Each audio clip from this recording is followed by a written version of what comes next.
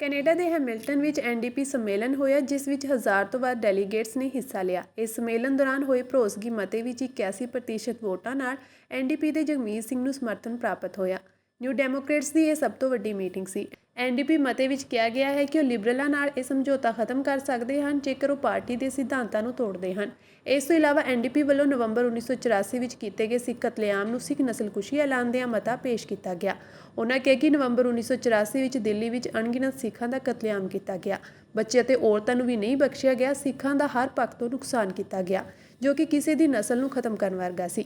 ਪਰ ਭਾਰਤ ਇਸ ਨੂੰ ਸਿੱਖ ਨਸਲਕੁਸ਼ੀ ਨਹੀਂ ਮੰਨਦਾ। ਇਸ ਤੋਂ ਇਲਾਵਾ ਜਗਮੀਤ ਸਿੰਘ ਨੇ ਆਪਣੇ ਭਾਸ਼ਣ ਦੌਰਾਨ ਇਜ਼ਰਾਈਲ ਫਲਸਤੀਨ ਦਰਮਿਆਨ ਚੱਲ ਰਹੀ ਜੰਗ ਬਾਰੇ ਬੋਲਦਿਆਂ ਸਿੱਖੀ ਸਿਧਾਂਤ ਅਨੁਸਾਰ ਆਪਣਾ ਸਪਸ਼ਟ ਜਵਾਬ ਦਿੱਤਾ ਕਿ ਅਸੀਂ ਬੇਗੁਨਾਹਾਂ ਤੇ ਮਾਸੂਮਾਂ ਤੇ ਹੋਣ ਵਾਲੇ ਜ਼ੁਲਮ ਦੀ ਨਿਖੇਧੀ ਕਰਦੇ ਹਾਂ, ਫਿਰ ਚਾਹੇ ਉਹ ਕੋਈ ਵੀ ਦੇਸ਼ ਹੋਵੇ।